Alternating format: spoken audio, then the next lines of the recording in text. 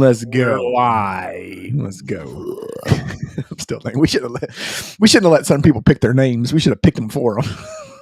Like who? What are you talking about? like Korea and Budweiser. Remember that? So as soon as Budweiser was part of it, we had to let him go. Oh yeah. Okay. I can't believe they used to let us wear that to school. God, It just shows how times are. Stop wearing it.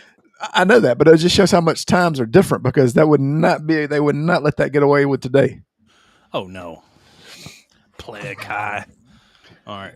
Especially number 187.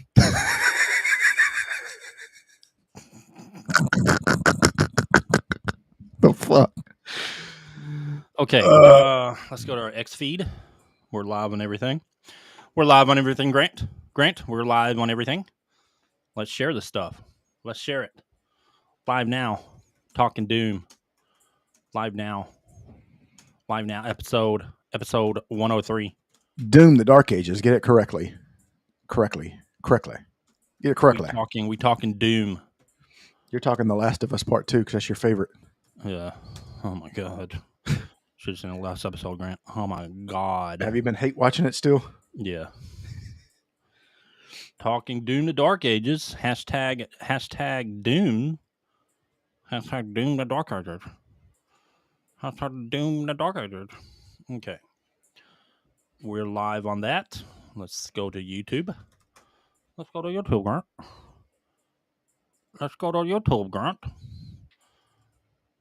All right. Let's see. Going here. Hold on, Post that YouTube. Well, you going to talk? Are you just? I'm writing something down. What did I just say? Lame shit. What did I just say? Lame. Loser boy. Lame bitch. That's what you're being right now. No, I'm not going to talk. I'm on a podcast, but I can't talk. No, I'm writing something down. Oh, are you? What are you writing down? You don't need to know that. You don't worry about that. What are you writing down, Grant? No, you don't worry about that. You ain't doing nothing. You don't worry about that. You just trying to think of something to say. You don't worry about that. You ain't worried about that. You ain't ready for this podcast, Grant. You ain't ready for this. You ain't I ready for that Doom. You don't know about that Doom anyway. anyway. Doing my top 10. You don't know about the top 10? You don't know nothing about Doom. You don't know nothing about nothing. You don't know nothing about that Doom, dog. All right, let me pin this to our X. Pin it. Pinned. Grant, I just pinned that. Well, good. Hey, Grant, I just pinned it. I just pinned it, Grant. Won't you? I couldn't think of nothing. Hey, Grant. Yes. I just pinned it. Good. Uh-oh. Going to share this, buddy. About to share that Facebook link. Oh, snaps. Oh, snaps. Ed, how was your weekend, buddy? It was good. What'd you do, huh? Really didn't do much, dude. It was a good weekend, though. So you played video games? It rained a lot down here in old Tampa. So Tampa, Florida. Video games? I've been playing New Game Plus on 𝐾𝐨𝐬𝐵𝐿𝐼. Gotcha. You almost finished with it? You probably passed me. I have passed you. I'm in Act 2, like late in Act 2. God. I'm in Act 2, I think. Am I not in Act 2? No, did it say Act 2? Maybe. It literally says Act 2 when you get there. I don't know. It might. Maybe no. No. Probably not. I don't know about that Act 2. You don't know about that Act 2, boy. You know about that Act 2, bro? That 𝐾𝐨𝐵𝐿𝐼 Act 2? I'll wait till you get Act 3. Woo, buddy. Are any of your kids interested in sports, like baseball? Is your son interested in baseball? No, he's a swimmer and basketball. Okay. Swimmer and basketball. I was going to say, because the Savannah Bananas are coming to Tampa. Oh, yeah, they sure are. They sure are. My youngest daughter, she likes all types of things. But it's the Savannah Bananas, Ed. Swimmer. What? It's the Savannah Bananas, Ed. Savannah Banana? You know who that is? Yeah, dude, the baseball team that does all. It's like the Harlem Globetrotters of baseball. It is. I mean, that's what they are. That's what they are, Grant. They need me out there. God, no. You need to be recalled the Savannah Twinkies or something. The Savannah Cupcakes. No. Sorry. No. You lost. That was not good. That was not any good. That wasn't any good. You thought you had a good one? Oh, shit. You should have kept it to yourself. Should have kept it to yourself. Oh, shit, dude. Savannah Twinkies. Boy, Oh, you'd be the God. fucking star of that shit. The good old baseball days. Mm-hmm. You quit playing there. Quit playing for a while. You didn't even play high school baseball. I played ninth grade. Played ninth grade. What happened? Couldn't cut it? Could it cut it? No, I just fucking stopped playing. You didn't like it, did you? It was all right. Didn't like that. Organized school sport, boy. Couldn't hang. I didn't like the coaches. Oh. All right. We're live on everything. Everything's been shared. Everything's been pinned. Grant, what have you been doing? You got your top 10 ready? Is that what you were working on? My top 10 is ready, and I just showed up looking handsome. Yeah. I know about that. I don't know about that, Grant. We're here looking handsome. That's all they asked. That's all they asked me to do. Vanity. It's not a good trait. It's not a good trait, Grant. It's not a good trait. It's not a good look. It's not. Did you say van? Like brown van? Brown van. What are you talking about? Like your dad's Volkswagen van? Oh, hey. That thing had 800. That thing had like that a chimney. Thing was just running on nuts and bolts, boy. That thing was just running on life, yeah. vibes and barbecue smoke. All right, we don't have many trailers, but I'll go ahead and pull them up. I'll pull them up, Grant. I'll pull them up. Get this going. No, you won't. No, you won't. All right. YouTube, here we go. I only have one trailer on YouTube. The rest are on X. So let's get it. Sand ropes weave the path beneath. Shouldst thou dream of a pristine sand realm, there lies the beginning of the story.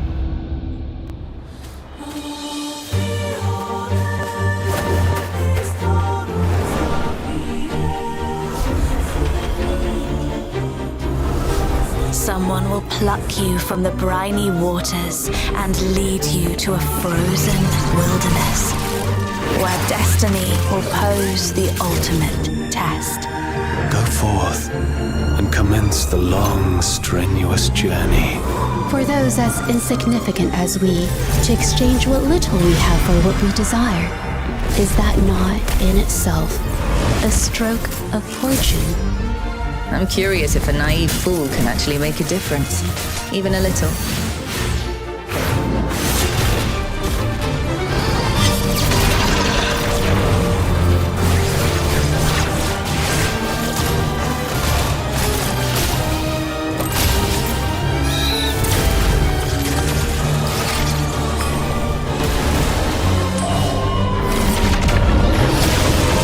If you wish to save all this,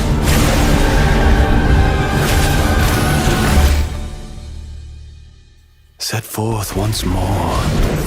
Tread another path twisted into the helix. Interesting. Sure is. You should watch. Should play the one about my life. What's it going to be about? Mafia. All right. You know what? I want to look up this one. Etheria Restart. That's what Critical mentioned last week. All right. Our last podcast. Why won't you do that? Here we go. God. What? Unprepared. I already had it. What are you talking about? I should have called you what the are you talking about? Unprepared artist. That's you. Unprepared artist? That's me. I think we did play this. Maybe not, but I'm gonna share it anyway. You ready? You ready, Grant? I'm ready. You ready, Grant? I'm ready. Nah, you ain't. Who's this on the job? What's up, prepared artists? Welcome, buddy. All right. Prepared artist. What's up, man? All right. Let's go.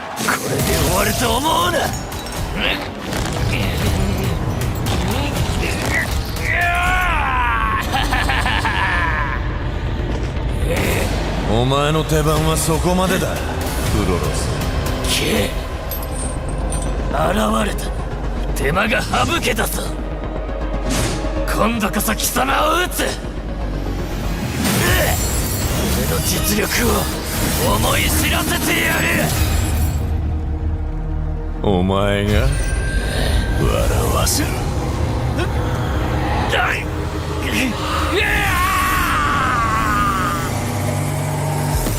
バカな。俺は屈しないぞ。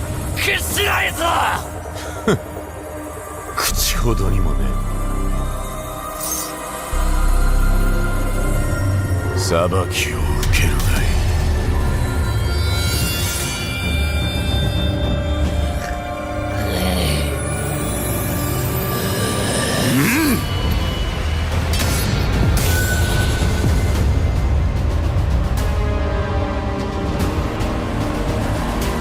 こいつの審判はこれで終わりだ。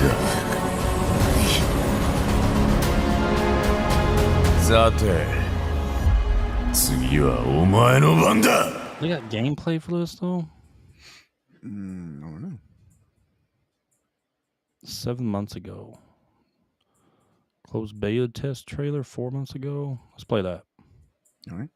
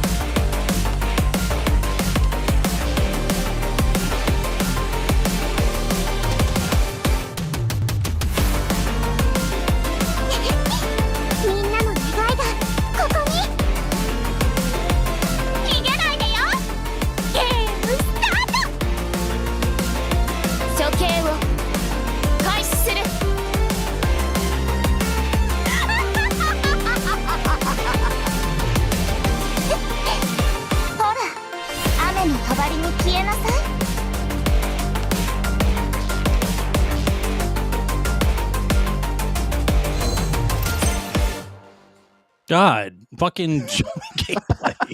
Fuck. All right, we got to get gameplay for this because this comes out June 5th.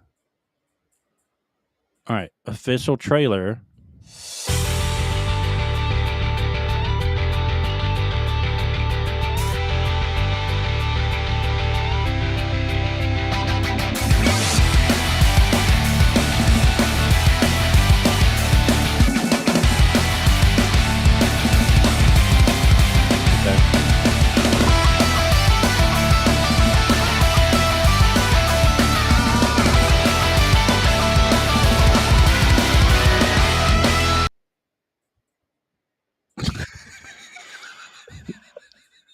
There's a little bit of gameplay, but it's supposed to be a turn-based RPG. But all right, Critical Gaming, we tried. We couldn't find anything. I mean, I'm sure there's some gameplay, but I don't want to waste more time on that. Oh, man, that was funny. Your restart coming June 5th. I mean, it looks, I don't know. You got to have gameplay, though. Like, I wish there was, I didn't see extended gameplay trailer. The way it ended so suddenly was funny. Yeah, they're trying to get you. I wonder if that's going to be mobile. You think it's going to be mobile, too? Probably. Could be. Or like a gotcha. Of course, it's a gotcha game. Most of those games are. Anything with anime characters is going to be gotcha. And, you know, girls that have big boobs and all that stuff. Scandalous clothing and a gotcha. Definitely. That's real life. Yeah. Gotcha. That's how they get you. All right. Let's go to our X real quick before we start the podcast. Thanks for everyone that's joined so far. We're on our pre-podcast talk. Before we start, let's play a couple more trailers before we get into the episode. Okay. We go to bookmarks. Where is that? Good Lord, dude. Why'd you bookmark that? Good God. What did I bookmark, Ed? What is it? Bookmark something good. I know.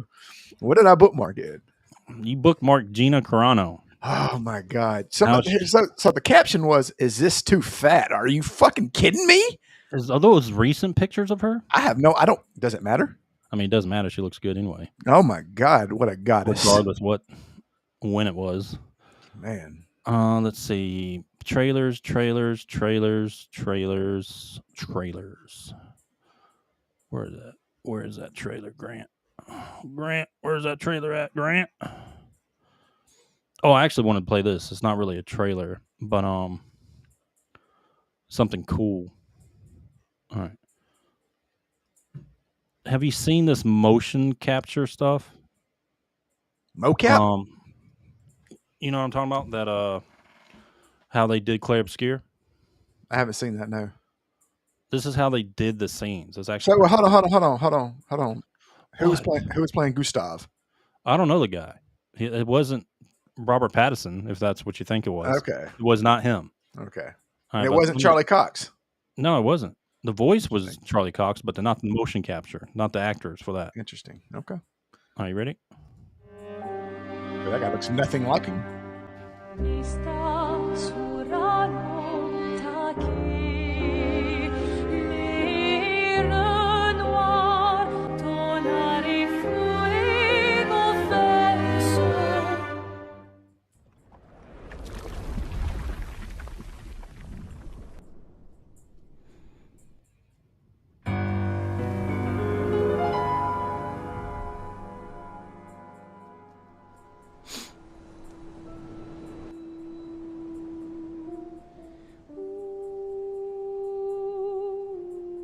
That's crazy how that works. So what are they looking at? They look like cell phones, do they not? Well, yeah, but I'm saying, is that what cell phones can do? I'll say something in a sec.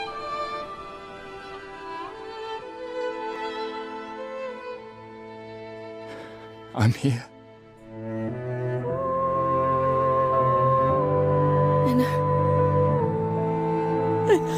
That's not their voices. They're just moving their lips.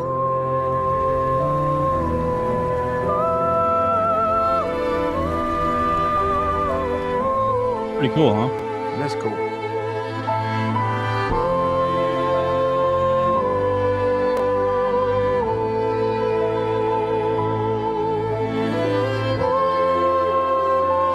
It's incredible, man. They do all that with an iPhone.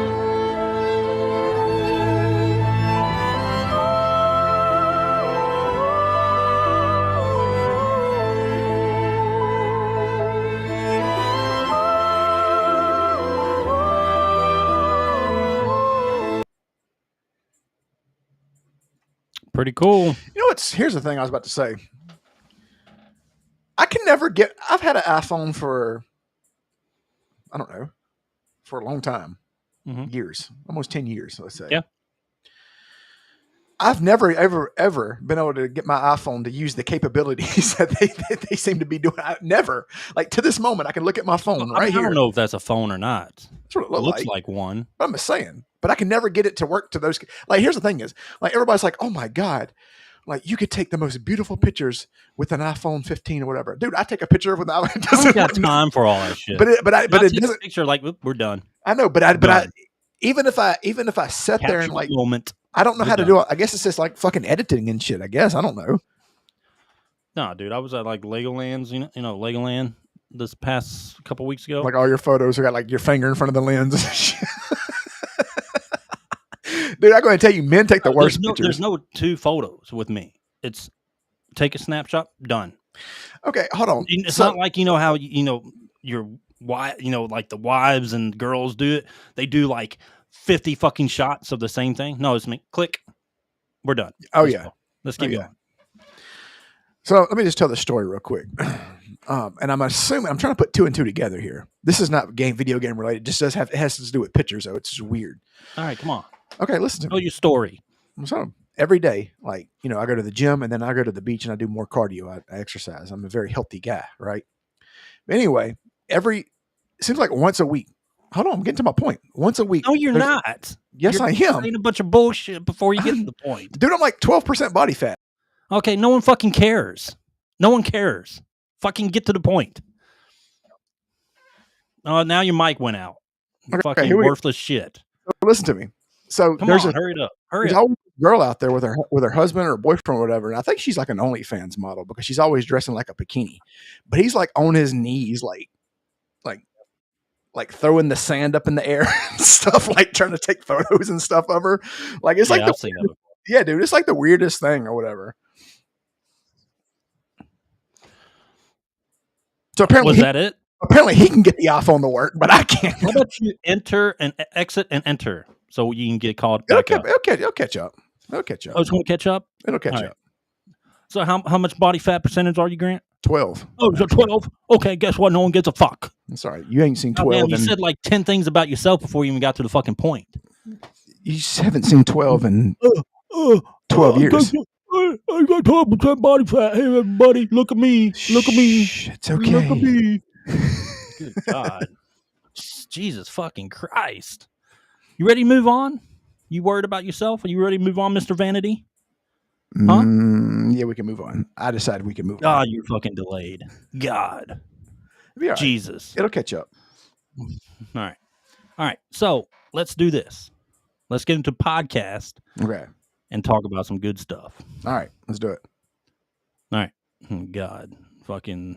It's like you're one of those old Chinese movies talking. Look, God. You mean leave and come back in real quick? You mean leave and come back in? That's what I just All right. said. All right. Here we go. Hurry up.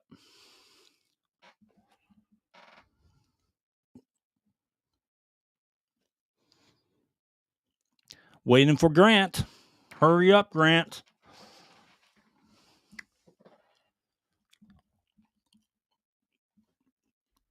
Uh-oh, Grant can't join. Let me send him another invite link. There it is. All right. Here we go. Welcome back, buddy. Is that better? Yeah, a lot better. All right. All right, starting podcast now. Let's go.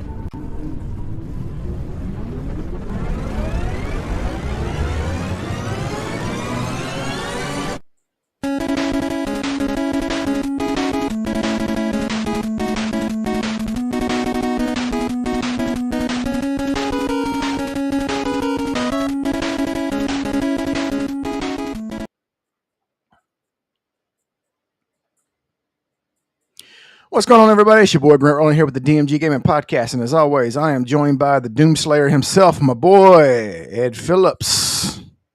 What up, my boy? What's up, dude? All right. Up, Doomslayer? Yeah, and it's early access, dude. Yeah, Early access started today. You're not the Doomslayer. I am the Doomslayer. All right, so we're going to talk about Doom today, of course. With most of our talk, I guess our main subject will be about Doom. Yes. Yeah, we're going to talk about. We're going to have some gameplay footage, and then we'll kind of talk about break down the game a little bit. So when is Ed? When is? So hold on. Fucking what? No. What I'm saying is it comes out this week, but you also have Diablo 4 on the docket. So what are you going to do? I'm playing Doom: The Dark Ages, dude. I already told you what I was doing before. Playing So you're Doom: The Dark Ages.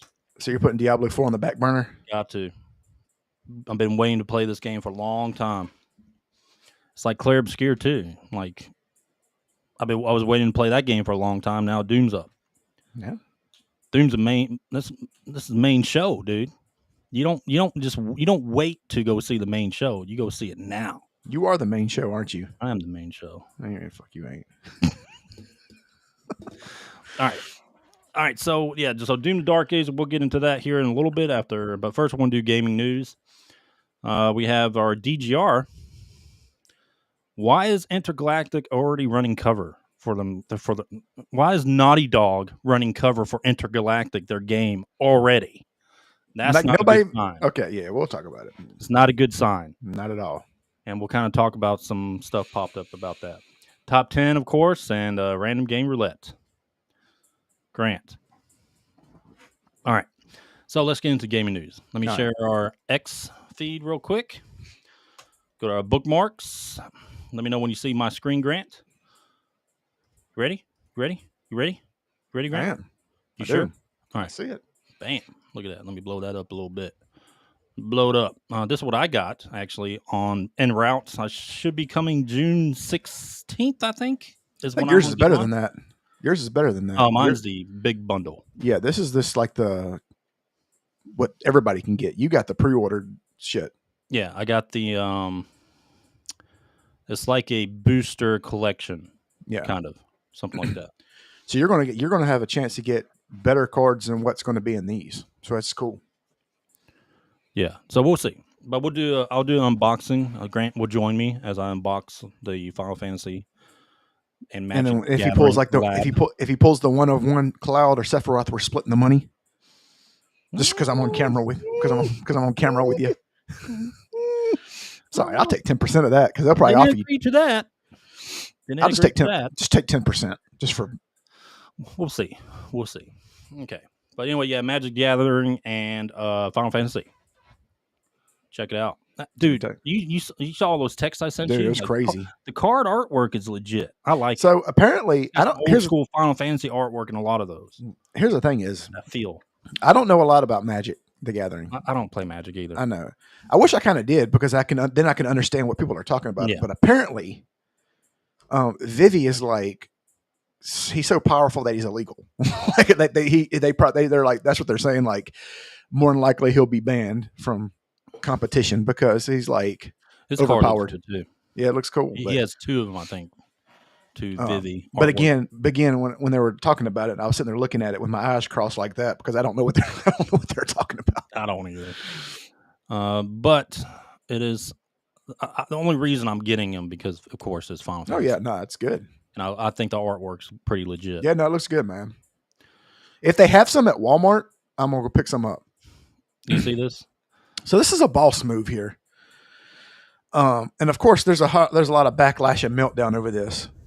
Saudi Arabia set up a mobile McDonald's to serve Donald Trump during his visit.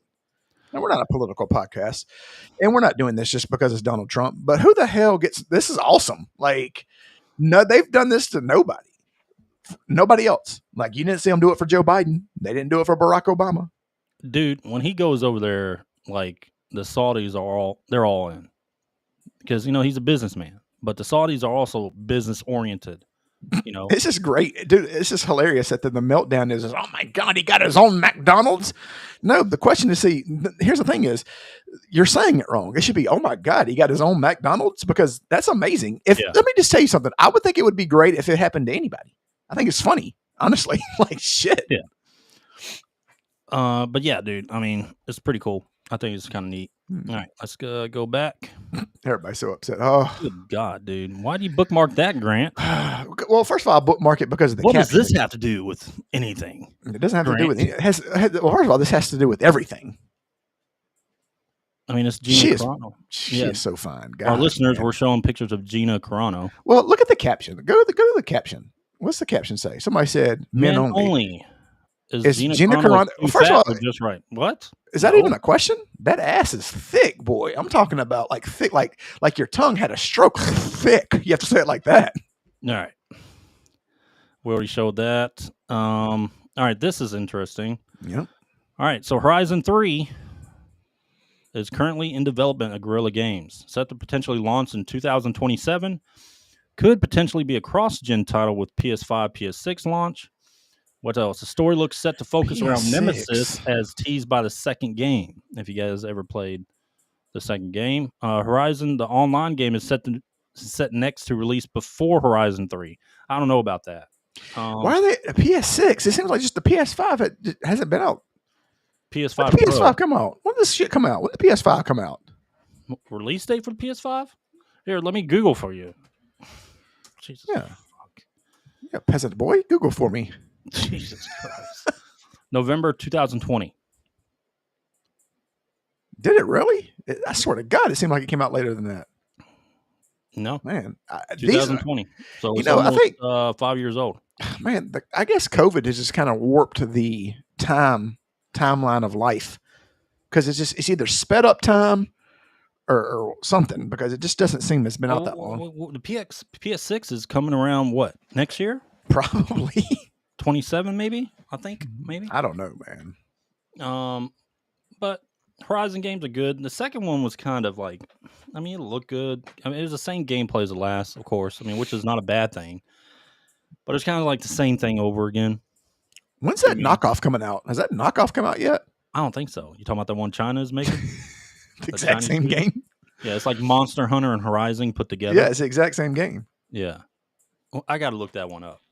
That one Because they had a trailer come out for that for like almost a year ago. Like when we're in the early stages of our podcast. Here, let me look this one. Would you type in Chinese knockoff of Horizon? Yeah. Let's see. Light of Materum. Okay. That's what it's called. Okay. So when does this have a release date? Let's see. Holy shit, dude. Come on. Like, type something. I know your computer will probably burned down. Nah, man. I need one of those Neuralinks so I can do it in my mind. All right. Release date for Light of Materum. The release date for the game is to be announced. There's no release date right now. Okay. So let me close that. Let's keep moving on. Thank you, Benson. So Horizon 3. All right. So Fallout. So supposedly, I guess this means the people, when they review this show, the season 2 before it's released, I guess they thought it was like it's ready for season 3. So I bet season 2 is going to be good. Yeah. No. Yeah. That's a very good sign. As long as they, the same characters are in it. Who's that actor that plays? He plays. Walter. Was it Walter Goggins? Maybe Yeah, Walter Goggins or whatever, or something like that. He's great, dude. He plays the goal in this show. He's great. Baby Billy Bobble Bunkers. Yeah. But if they retain him, then the show. Oh yeah, he has a great character. Well, they didn't do that to The Last of Us. No, Last of Us needs to. It's going to end. I mean, hopefully they're running by the game. That's not what they're not. Season 2, you're done. You're done. No more. We don't need it anymore. Hold on. This is what's going to happen. Now they're going to go. Now they're going to make up their own story. Like now they're going to go off the game. They're going to leave the game alone, and now they're going to go out on their own. After they killed off Joel. Dude, this is so funny what they're about to do towards the end of the season. It's so funny. Guess what, Grant? They're going to flashbacks back. Oh, and they're bringing him back, huh? Let's skip all this real quick. So, Grant, Joel is back. Oh. A new look at the second to last episode of The Last of Us Season 2, premiering this Sunday. They're going to go to flashbacks to bring back the actor. And try to bring back the audience. Try to bring back the audience. All right. So, I don't think they will. I think it's dead. Well, I wouldn't say dead, but it's over. No one's interested. If they get renewed for a season, no one's interested in the actual ending of this series. If they get renewed for a season 3, with the game, that just shows that people don't care. That nobody even knows, or exactly. Let's scroll back up. All right, so Fallout. Yep. So Disney silently removes Trump-haired Walt Disney silhouette from Disneyland. How to say that, Grant? Esplanade. Esplanade. Mm-hmm. Is that how you say that? Yeah. You sure? I'm positive. All right. After online backlash. I'm sorry, Esplanade or Esplanade. You can say it either way. All right. So why did they do that, Grant? What is I don't know. Well, first of all, I don't think about that. Well, first of all, I don't think that's supposed to be Donald Trump. I think that's supposed to be Walt Disney. I think that's who that's supposed to be. But why? Well, and two things. Let's look at this real quick. That looks like it's at a very at a very high place. So somebody's had to very pay attention to that. Like somebody with Trump derangement syndrome saw that and said, "Oh my God, that looks just like Trump holding Mickey Mouse's hand." Isn't that just one of the street signs? It's just a street sign. First of all, the street signs are they're like pretty tall, right? So the street sign's probably like 12 feet tall, and then you have this on top of it. So you're looking 14 feet in the air to notice this. So somebody noticed this. And first of all, what is this? This is what I don't understand is you have Trump. What in what world does Donald Trump have to do with Disney? Like at all? So in what world would you think that was Donald Trump? That's what I'm talking about. I know. Like, what's the point? Exactly. Like unless why did you're just so they're in meltdown right now? If they see any type of silhouette with hair, I mean, hell, that could be Elvis. That could be Elvis taking Mickey Mouse across the street, right? Yeah, could be. I mean, just because anybody that has hair like that is automatically it's Donald Trump, and then they have a meltdown about it. These people are sick, man. All right, next is Warner Brother Games revenue plummets 48% in Q1 as Fallout from Sweet Baby Incorporated failure continues. Yeah, well, as you guys are aware, Monolith closed, executives ousted, and no new games in sight. 48%. It's a lot of. That's a big plummet. So we've passed quarter. Hey! I just thought about something. We've passed quarter one, correct? Yeah. Everybody's giving out their quarter one earnings, and we still have not heard Assassin's Creed Shadows sales. They probably won't do that until after quarter 2. No, they're gonna wait till here's the thing. They're gonna wait till quarter 4. Well, Like, what I "See, mean we by that told is you." because the game came out March 20th. We told you. We did it in quarter. It sold 1 million copies. We told y'all after like the year after a year. Players. Yeah. They have yet to actually post game copies sold. They've said players, which is a weird metric. But for some reason, everyone on social media decided that that's the new metric. Like Ed, they all of a sudden changed to players. Ed, there was 300,000 people playing it in Sales. Connecticut. Sales, which is the entire business community fucking goes by. Yeah. It's No, all of a sudden not a life metric goes by anymore. sales. The life of business. 𝐿𝐼𝐵𝐺𝑒 is like, I think, edging 3 million right now. Incredible. Which they'll post. Oh, Once yeah. they hit 3 million sales, they will post it. Because, that's what companies should do. That's what all companies do. Oh, we got 2 million players. Not anymore.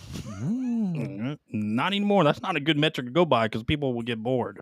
Yeah. And they stop playing your game. And then you don't have the players anymore. But it's like anyone that clicked on the game, they counted as a player. No. If you looked at an ad, oh, there's a player. Yeah. Anyway, I think that's it. Oh, we got to listen to this, Grant. all It's right. a minute-long video. All right, so Hassan, this is the title of the tweet from Yeet. Hassan couldn't help but also bring up 𝐿𝐼𝐵𝐺𝐿 and then Oh, imagine that. why? What intellectual fucking? What metric are you going by for intellectual, like IQ or whatever, that you think Hassan is someone you need to talk to your fucking university students? Yeah. That just tells me this is politically Because- driven. well, Because it's not- because Chicago Institute of Politics. Oh, imagine that shit. So here's the thing. I think because he has the largest liberal following, so they're going to take advantage of that because they know that liberals slop this up easily. Yeah. So I mean, if you think about it, he is the 𝐿𝐼𝐵𝐺𝐿 of the left, basically. Except, I mean, not as many followers, but you get what I'm saying. Like, All right, so let's listen to this.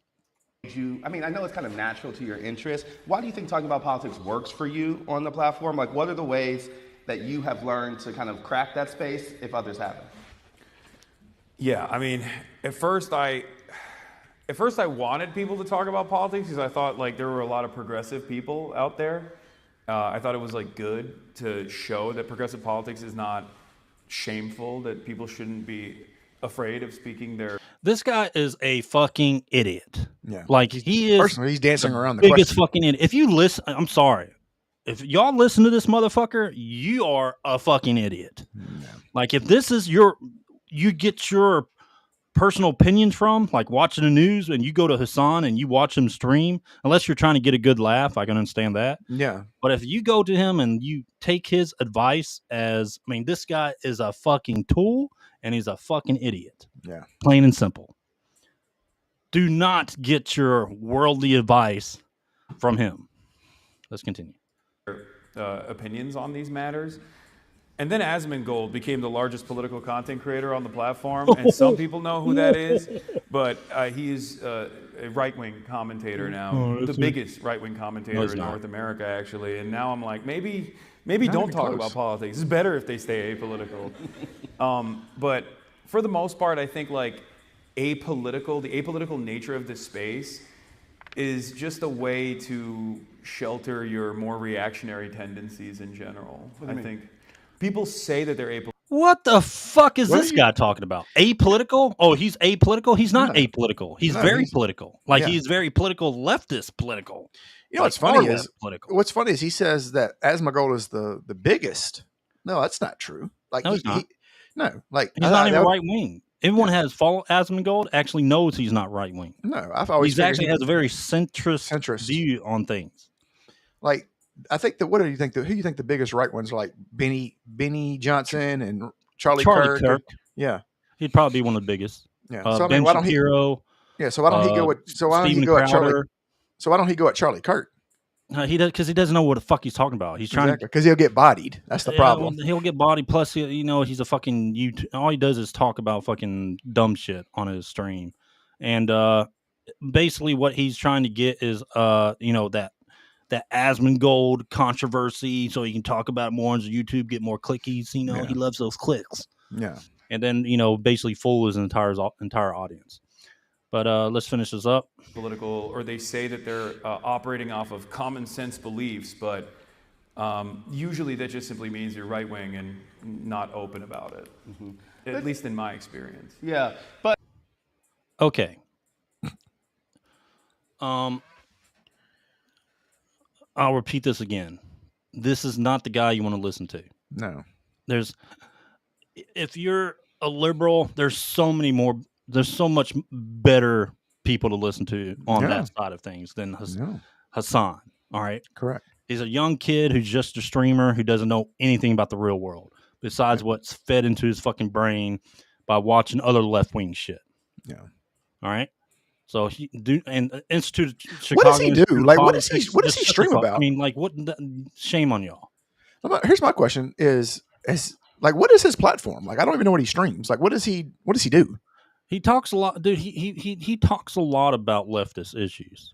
Like he's a political podcaster. Is that what is that what he is? He has become a political podcaster. Well, I mean, how did he? I guess my question is, how did he get famous? Because 𝐃𝐨𝐧'𝐿 does like streams and has like a bunch of people over and does like that. So like, what did he do to get famous? Like, what was his platform?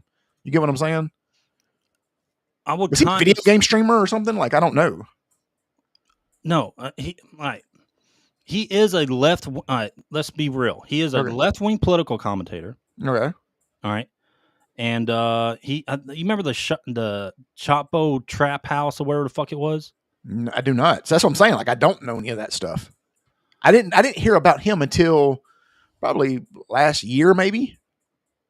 Yeah. So he's gotten popular appearing on certain things. How he's that initial drive to get him more subscribers on YouTube, and then he just continued to push that left wing agenda.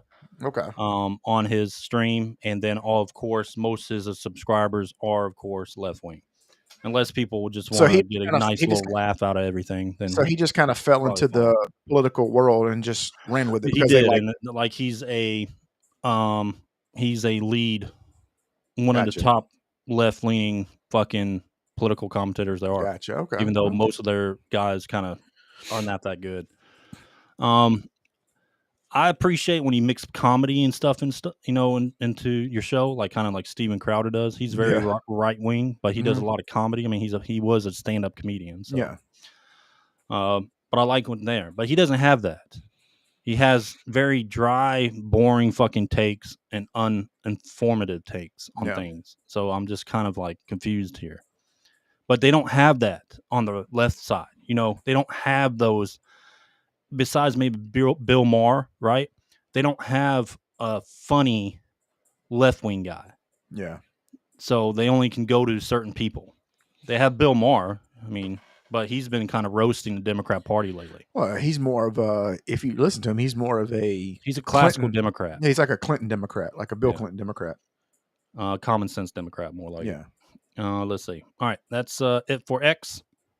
Okay, Grant. Let's go to our main subject, which is Doom the Dark Ages.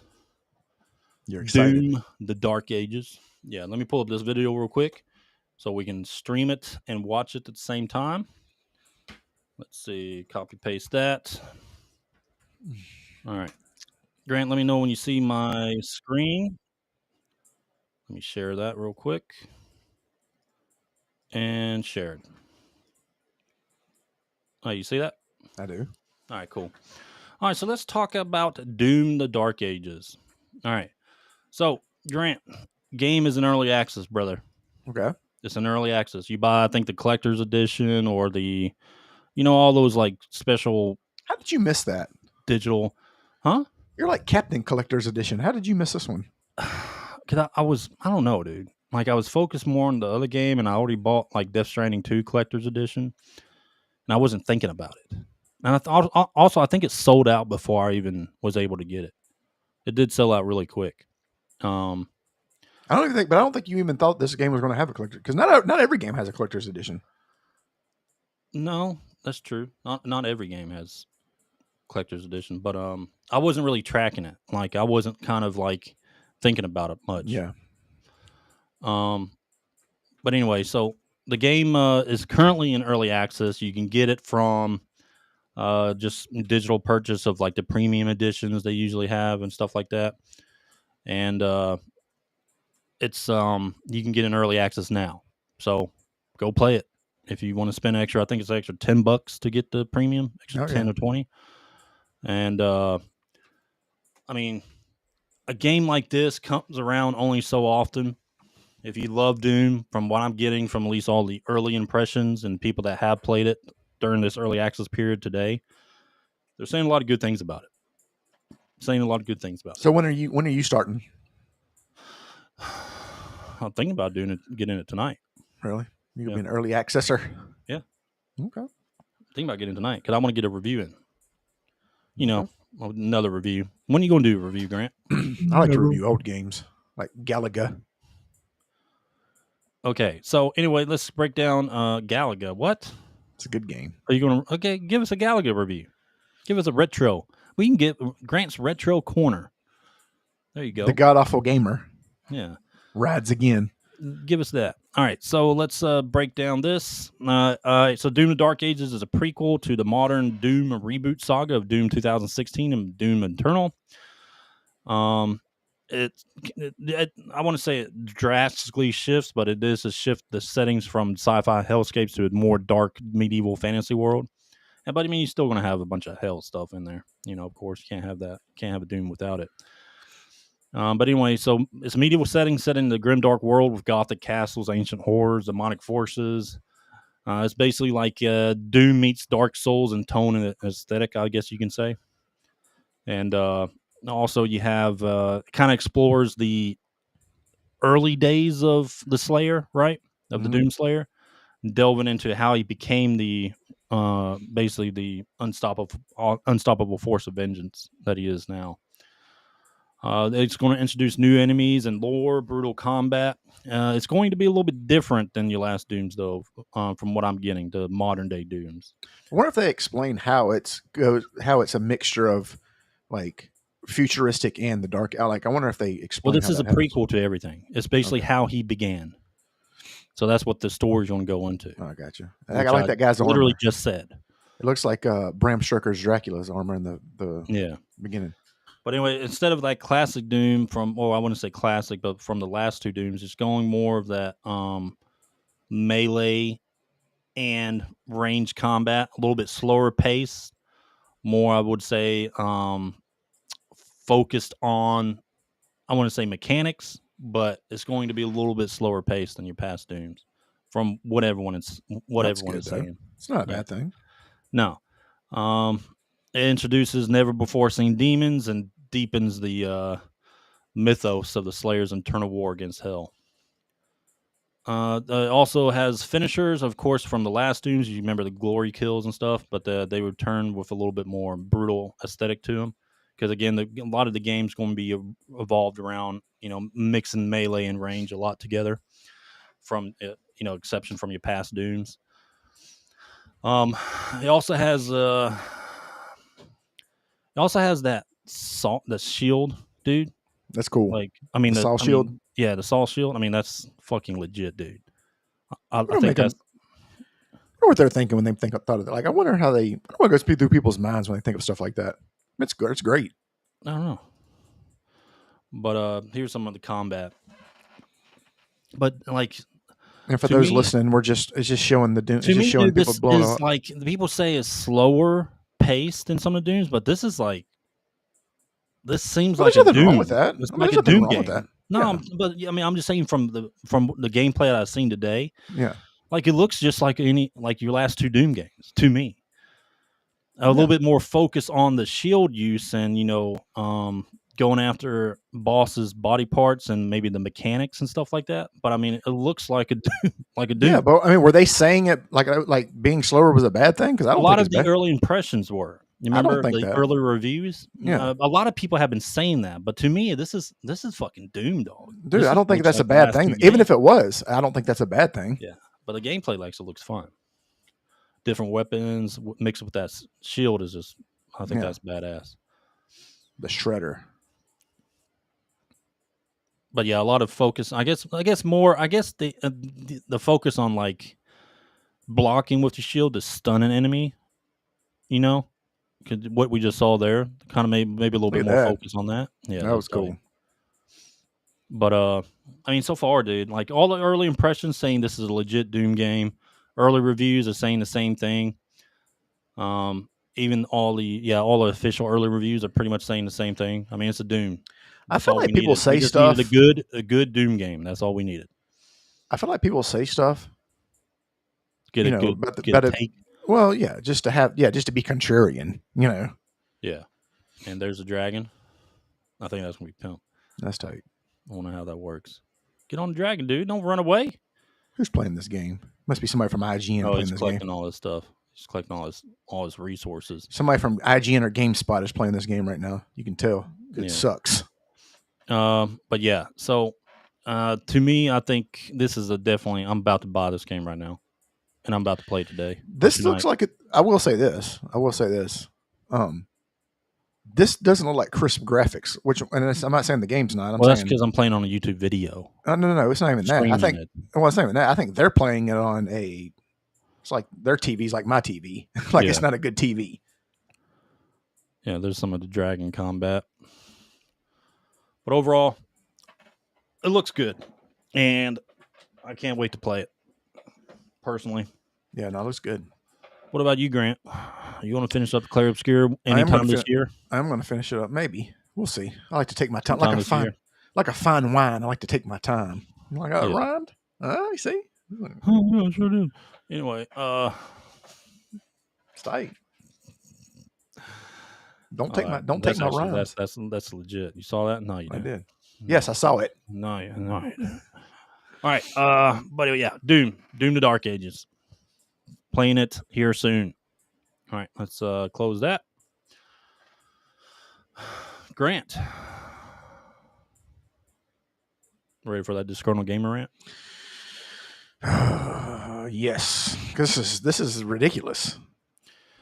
All right, let me pull this up real quick. Let me preface by saying this. Ed, have you ever seen this before in any type of in the gaming world ever? Recently? No, yeah. I'm just saying in general. I'm just saying in general. I've yet to see this before. Like, the game's not coming out till next year. Yeah, I don't know. I mean, like, it's starting to become a little bit more common with some of these studios. And now Naughty Dog has joined the party of preparing. All right, so when we get into this, once we get into this, I'm going to explain what's going to happen to Intergalactic. Mm-hmm.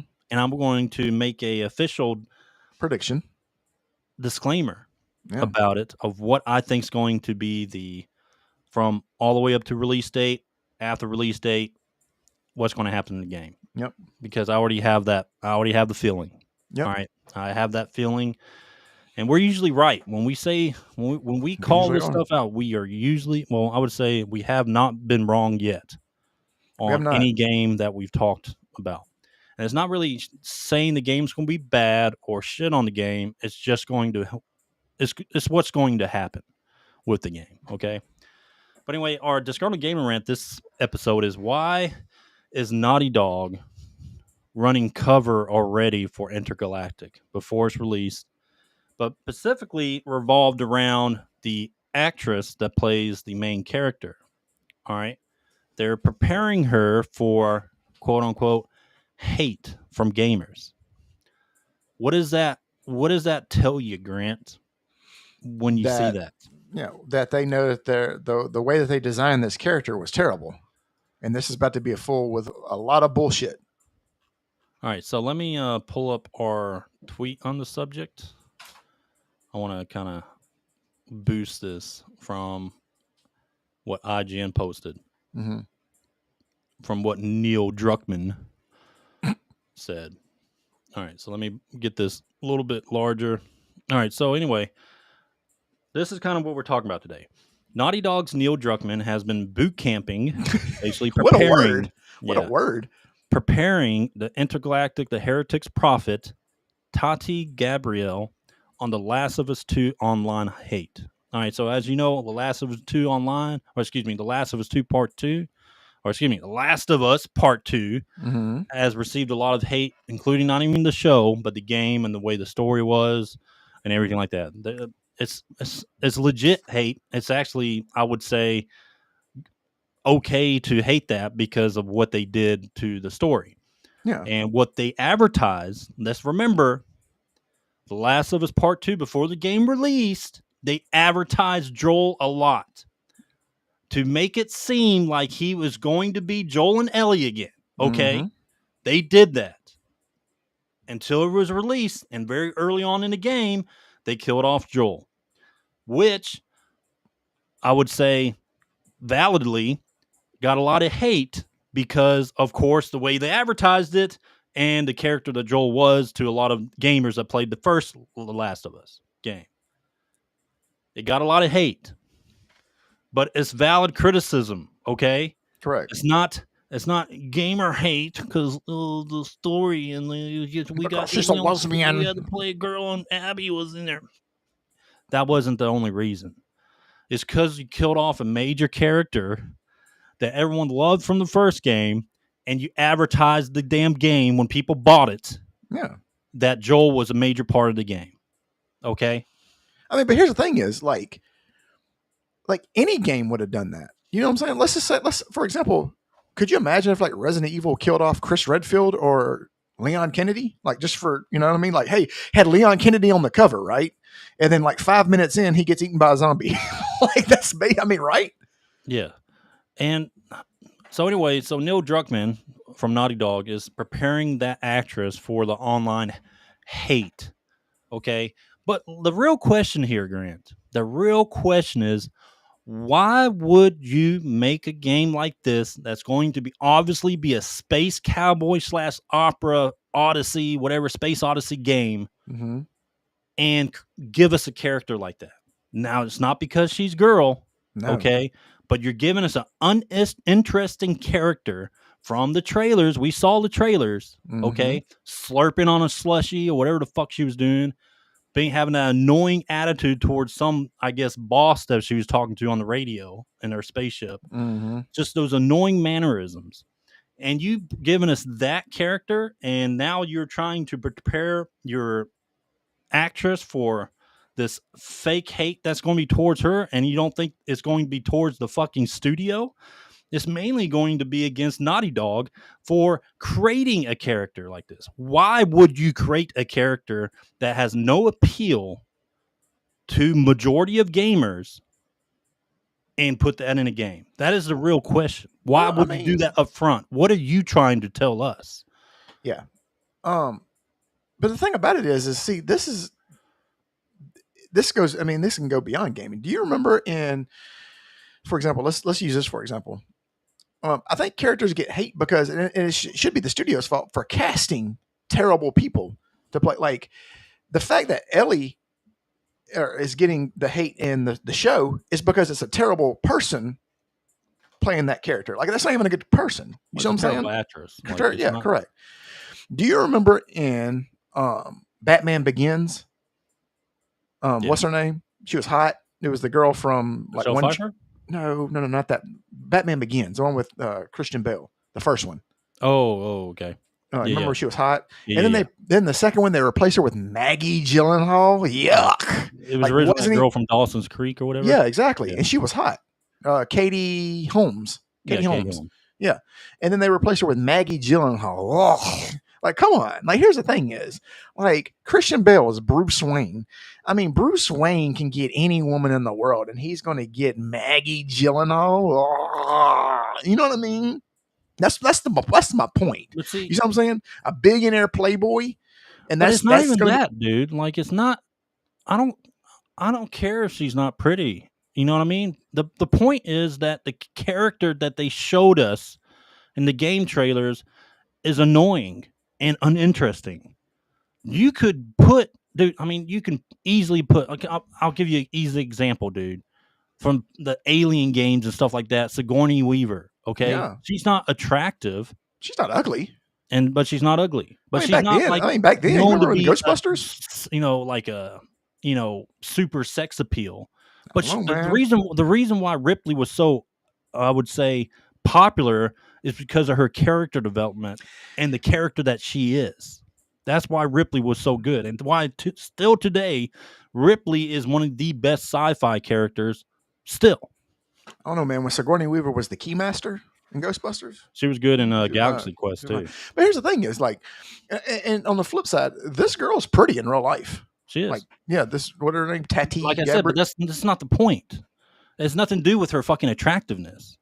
It's the point of a type of game which is going to be a space cowboy type game, and you're giving us a very uninteresting character to play. And you're that's what giving they're going to to base it. gamers. That's what they're going to base it off of. That's what I'm saying. Like that's what they're boot camping her for, though. It has nothing to do with that. They're boot camping her off because of the color of her skin. They're going to boot camp her to get hate for that. They're going to get boot camp her because she's going to be I guarantee you she's going to be a lesbian or something in this game. Well, you know they're what I mean? also boot camping her to play the cover. Yeah. Because what they're going to do is rely on IGN and a lot of these publications, news sources and stuff like that to run cover for the game and tell us that, this game is the next best thing. Like that. And they're going to have that free advertisement for this game. This is where the game's going to sell decently. I'm going to tell you that. Oh, yeah. At least decently. Okay. So they're going to have this free advertisement and this free publicity from Kotaku, from GameSpot, from IGN. They're going to have that. Kotaku probably won't be in business by then. Yeah. So they don't need the outside sources for, I would say, I mean, they're still going to run advertisement for the game, but they're going to have a lot of their own, free advertisement given to them by these publications to run cover for their game for this fake prepare for the hate stuff, which is going to be like 10 people online talking like the real hate. It's like fucking barely anybody really talking about it. What they're going to be talking about is, why are you giving us an uninteresting character? And this is why I'm not playing this game or buying it. Oh, no, you think that she needs to be more attractive. No, you think she needs to have bigger boobs. Oh, you're a fucking gooner. You're a fucking Nazi. They're going to keep doing the same shit over again. It's a rinse and repeat. Well, and then, but the sad thing is, you're going to have those guys on the right going to be like, oh, this is a woke. Well, that's what I said. You're going to have that very small community that they're going to blow up like it's the main community, talking why they don't like the game or why the game's not appealing to them. Yeah. So this is what's going to happen to this game. It's going to have that character, unless they change things, make the character in other trailers more appealing to gamers, not just slurping on a slushie like she's some fucking millennial, and shaving her head in the mirror, like all this political fucking, notions that we already get from the trailer. So what are you doing? Unless they change that, what's going to happen in this game is it's going to release. All your publications are going to run cover for it. The game's not going to hit its sales mark, what they want it to be. And then they're going to run the fake, it's because they failed because of all the hate. They failed because of all the backlash the game character was. Oh, this girl's probably going to come out, make a statement of woe is me, all this hate again, when it's only like fucking a few people online that are just, extremists. And then that's going to overshadow the real concept is that it just wasn't appealing to me as a gamer. Like, I just don't want to play that. That's not a good game. How about that? What if the game's not good? And then, after of course, they're not going to hit their sales mark, or, it's not going to be a major success. But it's not their fault, Ed. It's not their fault. It's not their fault. And they're going to then, that's where IGN, all your regulars come in to run cover for the game. And they blame us. And they blame the gamers. So I wonder if the bad guy in this game is called Ronald Strump. So now for the game, let's just say the game, again, what I just said happens. The game could be, good, has a good gameplay, but at the end of the day, you're making a main character that's not appealing to gamers, man. Nope. At the end of the day, that's all that really goes down into it because you're playing a story and you want to play a game for a story, and you want to play it. If you're going to experience a game, you want an appealing main character, dude. Yeah. And then that's what happens with the completion rate. Let's say they do hit that. They're going to have that first burst of good sales, right? If they announce it. They're going to have their first burst of good sales, but then the completion rate for the game is just going to be fucking abysmal. It's going to just do that curve down. Yep. And then it's just going to disappear. And then, of course, like you said, we're going to have the playing cover for the game from IGN and all those other people. Forbes, I'm sure Paul Tassi will jump in there. Oh, God, yeah. We all know what's going to happen because it's happened before and it's going to happen again. Another thing is, Grant. So a game like this, you had The Last of Us 2, The Last of Us, the first one. And I had someone tell me that The Last of Us had no appealing characters. And you're playing it just for the story. Excuse me. The Last of Us did have an appealing character. Joel was an appealing character. Mm-hmm. It was a gritty cowboy-like character who lost his daughter at the very beginning. Correct. And you rooted for him. Even after all the shit he did just to protect Ellie. Because you could kind of relate, because he looked at Ellie like a daughter eventually in the first game. And you kind of sympathized towards him. Even some of the shit he did, okay? But he was an appealing character. He had that grittiness about him. He had that Arthur Morgan-like style to him. Dude, the character, Joel, was based after Josh Brolin's No Country for Old Men character. Okay, yeah. That's who Naughty Dog based the fucking character actor. They actually said that. Yeah. So you tell me that the fucking first Last of Us never had a character appeal? Shut the fuck up. You don't know what you're talking about. That's the stupidest fucking take I've heard. Joel had appeal to a gamer. There's a lot of idiots on Twitter. But yeah, that's what I think is going to happen to the game. It's going to have that initial sales push. IGN's run cover before, all the same old shit happening. Paul Tassi comes out, going to this. Oh, they're racist and everything, and playing that fucking stupid shit. The game's going to have a good initial push sales, but then it's just going to drop off. Completion rate's going to be below 5% on all platforms, and then the game's just going to fade into. So are you saying like an Assassin's Creed type? Like it's going to be very similar. Not a complete flop. Not a flop. It's not going to flop. I don't think it's like. No, it's not going to flop because it's Naughty Dog. Yeah, it's not going to flop. Like it's not going to be like. Be real on that. It's not going to be like Dragon Age But they're not going to get the sales that they think they're going to get. Yeah. Because but I mean, at the same time, you got to remember, everyone's going to be advertising for these guys. Oh yeah, they're going to be pushing it all in our face. Yep. But at the end of the day, the character's unappealing. Now, can that change if they show us more gameplay trailers and like the character's personality? Not what they showed us before with the fucking millennial fucking stupid shit. Don't show us that. Give us who the character is. Is the character going to be eventually? I'm sure is going to be a badass, but is it a natural development, or they're just going to be like she's automatically a badass? Yeah, I would want that on any character, any game. Characters like Aerith and Tifa, their personality and stuff like that. Those are good character traits for a character.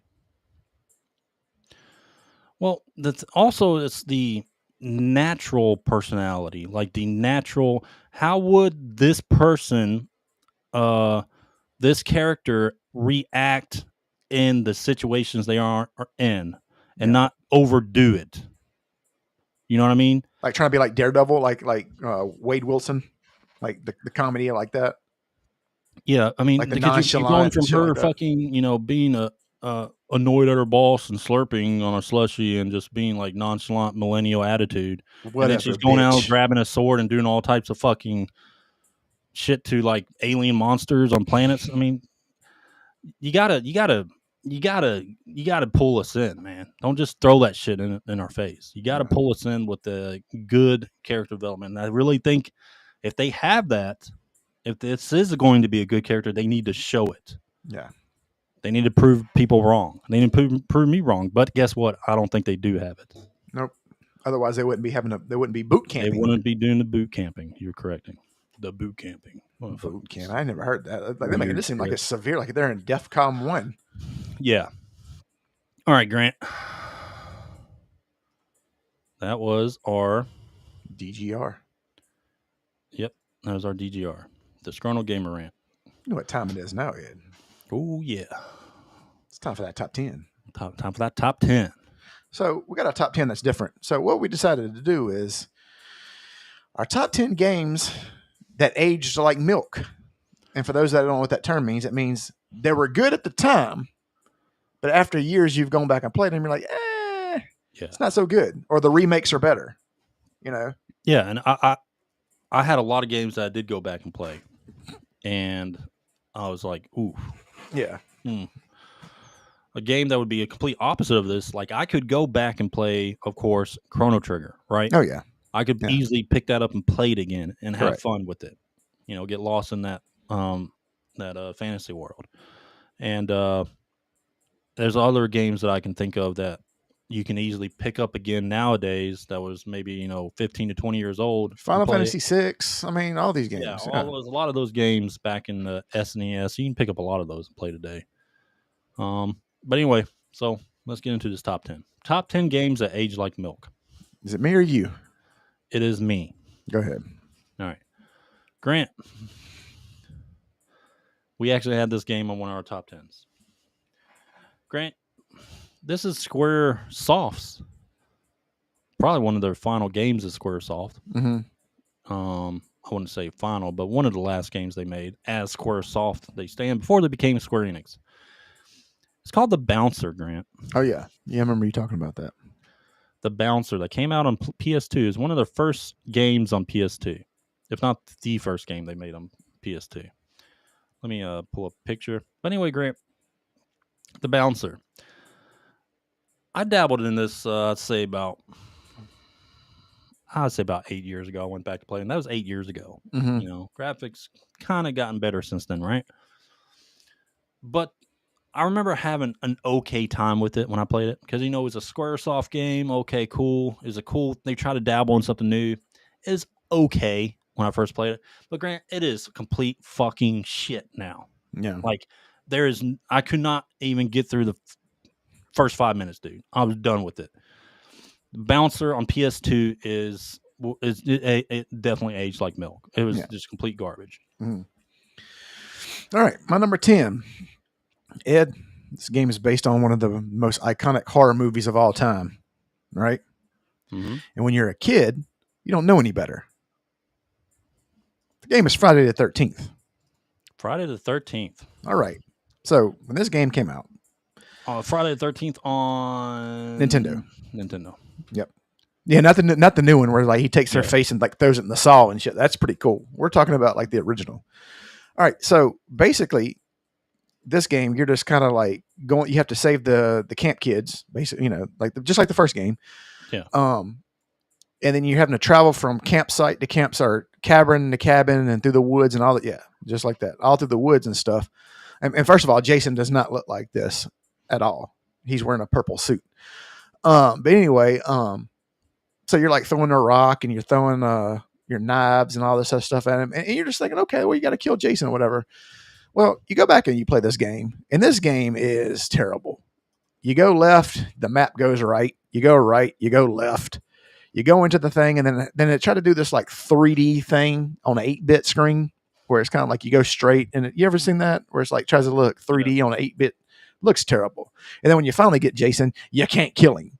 Like you just can't beat him. This game is impossible. It's terrible. But at the time, you're like 4, like, oh my God, it's like the Resident Evil of our time. It's the scariest game in the world. Yeah. All right. My number 9, Grant, was a popular game back then. It was considered the Halo killer. Oh. Yeah. It's not Killzone. It's Haze. Oh yeah, Haze. I remember even that name, Haze. PS3. All right. So Haze, again, it was hyped as a Halo killer. And I liked it. I thought it was a fun game to play. Mm-hmm. But, it did have, it was kind of buggy and I would say bland in some areas. But to me, I enjoyed the game. Go back to play it now, Grant. It's like, imagine playing the first Call of Duty game, which I can actually pick up today and play it. Honestly, I love the old Call of Duties. But imagine just worst gameplay, horrible maps, buggy gameplay, and just complete. I mean, it aged so horribly that when I played it, this one I picked, I think it was like maybe 5 years ago. I played it again, and that was only like not that long after it came out. Okay, and there's so much other things that are so much better. I mean, like independent FPSs from these small studios have better games than this. Yeah, pixelated FPSs that are better than this. Yeah, yeah. All right, number 9. Ed, this game was considered to be on par with GoldenEye. It's from the Nintendo 64, and it was Mission Impossible. Ooh.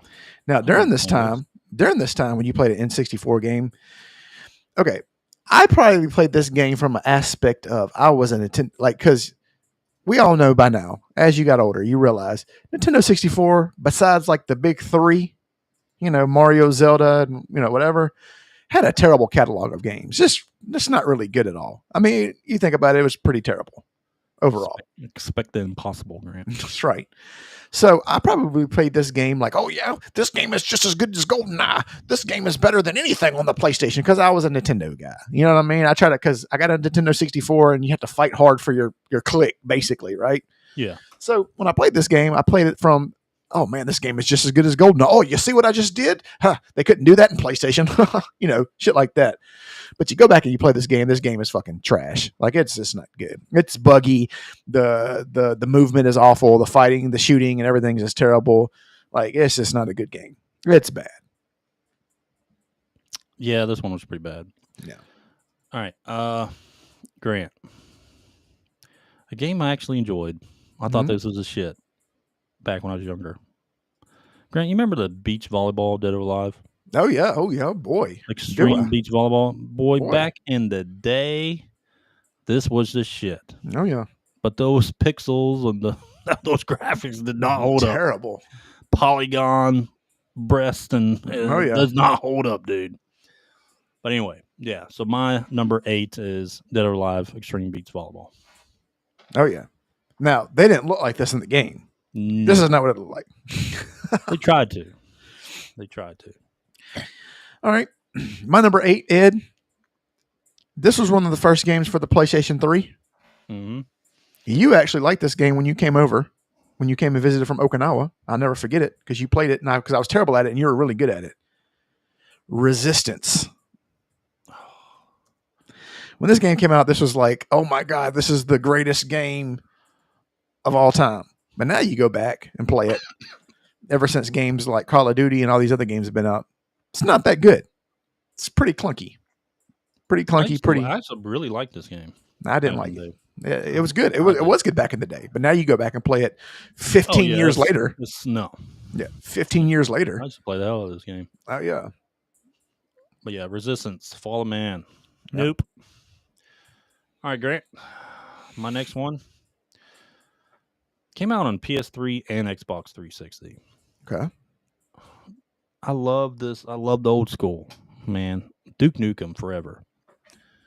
I love Duke Nukem. I grew up in Duke Nukem. You just don't love him forever. You just don't love him forever. So this guy, or this game, at the time was like, holy crap, Duke Nukem's back.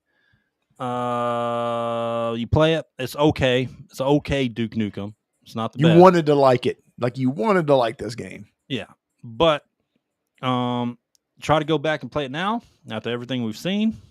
You're not going to get past the first level. Even the newest Duke Nukem that came out several years ago was far superior than that. Mm-hmm. Even at the time of release. But yeah, this game was just it's aged really badly. Yeah.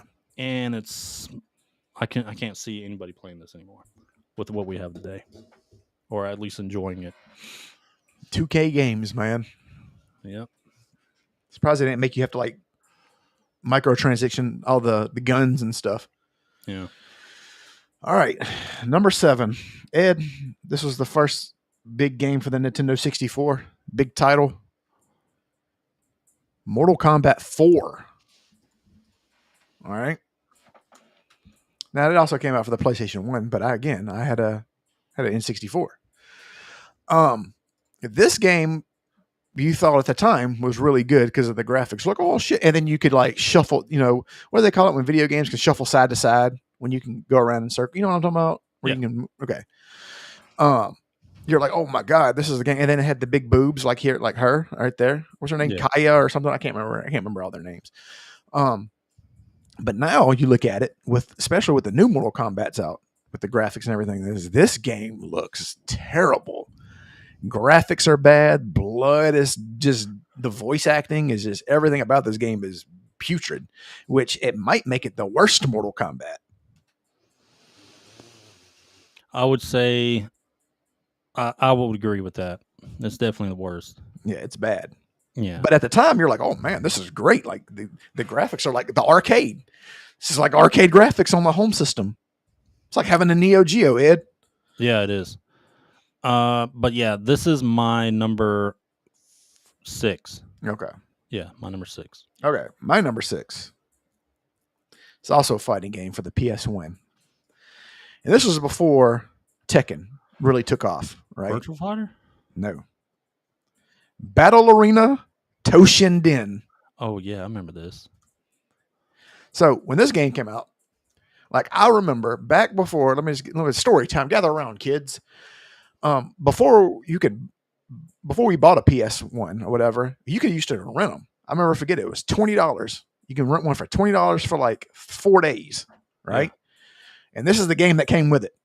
This game, it came with this and NFL Game Day 95. I'll never forget it. Right?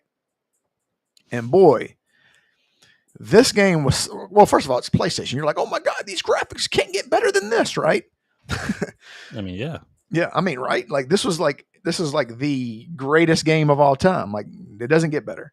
But now, ever since you have like Virtua Fighter and Tekken, well, Virtua Fighter is probably on par with early like Virtua Fighter 1. But like Tekken Tag, this game is terrible. Everything's slow. Everything's clunky. Everything is just bad. And the graphics are actually pretty shitty. Like really shitty. It's just whenever you go from Super Nintendo to this, you're thinking it's the greatest thing ever. That's pretty good. Grant, I have my next one. This is a game I actually like because I really like the rapper. No, is it Paw Rapper? No, it's not that. Oh. Grant, I loved 50 Cent, dude. Oh man, who didn't? Well, Grant, and then they came out with the 50 Cent Bulletproof on PS2. Oh man. Grant, this was quite possibly, first off, the cover. Let me show you the cover. The cover barely looks like 50 Cent. Oh no, it looks like 25 cents. Do you remember that cover? Oh yeah. All right. Dude, come on, dog. Yeah. That was like $1.25. Even back then, he still didn't look like that. Okay. But anyway, so it had not only the bad cover, but it also had the bland missions and dude, the dialogue in this game.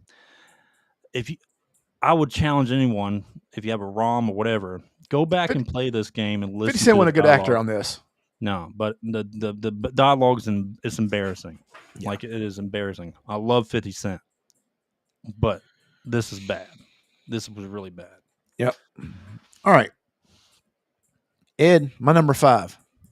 For this game and this game only, I wanted a Sega Genesis. And no, it wasn't Sonic. This game was the game that made me want a Sega Genesis. And if I played it, they had it on arcade. I would sink all my money into it. And I used to think this was the greatest game of all time. What's that? The game is called Altered Beast. Oh yeah. All right. Because you get the little orbs, you power up, then you get the third one, you get the third orb or the second orb, and then you turn into the beast, all right? You turn into the werewolf, and the other guy was like the pterodactyl or whatever he was, and then you're just killing stuff. Ed, about 3 years ago, I got one of the Sega Minis, right? Mm-hmm. And this game was on there. And this was the first game I played. And as I was playing it, I was like, oh, wow, this game fucking sucks. Like, this game is pretty shitty. I actually hate this game. So You hate this game? it's not. It's not as good as I remembered. It is not as good as I remember. This was a classic. They remade this on a PS2. You remember that? I didn't know that actually. That's actually I didn't know that. I didn't know that. Yeah, it came out on PS2 also. They remade it. And I just remember terrible. Okay, well then they really didn't remake it. Yeah, they didn't. Then they really didn't remake it. I think this was more of a nostalgia thing for me because it was good back then because of the way it looked. Yeah. So you had no choice but to enjoy it because you're like, oh man, this is great, you know. But now with all the gameplay has evolved and you go back and play it, it's a pretty shitty game. Ed. It's a classic. Don't get me wrong, it's a classic. It's just it didn't age well. Yeah. All right, Grant. Here's a hot take. Okay. Hot take. Was this number 4, right? Mm-hmm. Grant, quite possibly one of the best games ever made, right? Okay. And created one of the most iconic game characters ever. We got movies featuring her and everything like that. But Grant, have you ever tried to go back and play the original Tomb Raider? Boy, you have taken mine off my list. But yes, I have because I have I'm not talking about the remaster. I'm talking No. about the OG. Here's the thing about it. So I do have the remaster, but on the remaster, you can turn off the newness and make it look like the classic game. Like you can turn that off. And boy, when I turned it off, I was like, this is ugly as fuck. Like this is ugly. Like, so in the remaster, they darkened everything. Like they put shadows and everything that where it should be, right? Yeah, try to smooth out the polygons, Correct. all that stuff. Yeah. So when you turn that off, like everything's like it's like you when you walk into a room and you turn on the light, right? Mm-hmm. That's exactly what it is when you take off the remaster effect. It's bright and it is ugly as shit. And there's another classic game on my list that is pretty much the same way. Yeah, Tomb Raider. Go back and play it. That's all. That's actually, my number 2. That's not 2. All right. That was your number 2, right? All right. That's my number 2, but I'm on number 4. Number 4, Ed, was one of the first survival horror games, right? At this time. This is before Resident Evil. Mm-hmm. It's for the PC. This is Alone in the Dark, buddy. Alone in the Dark. Yep. You know? Back then, you're thinking, oh boy, you're just imagine being late night on the computer, on the Tandy 1000 playing this game. You got your big ass speakers that came with the computer, you know, you got the music. Yep. Sound right. And then you have whatever graphics that are good at the time. You're like, oh my God, this is the scariest game. This is like being in a real survival horror game in real life. But now you go back and this game is dookie. It is bad. It is trash. And it's not good. Now I know they did a remake to this game. Yeah, they did. I didn't play the remake to this game. It wasn't. But the original one was all right. Was terrible. I think the remake's on the PS5 right now. It's like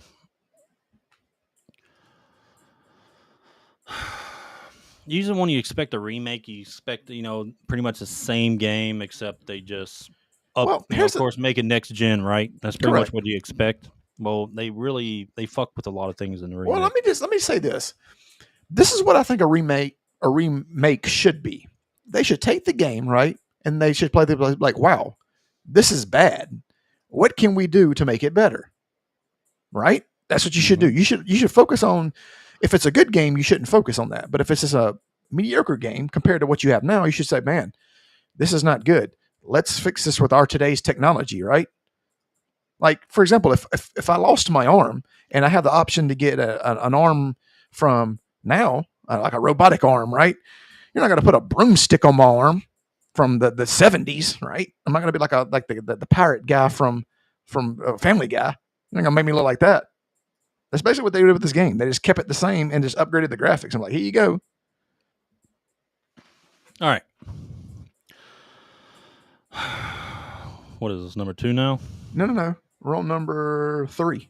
3? All right. My third one, Grant. Let me pull up an image. Dude, I really love these games. Perfect Dark games. I really liked them. Yeah. Perfect Dark 0 wasn't good as original, but it was okay. But they really like I would say that early gen awkwardness to it, because it came out on Xbox 360.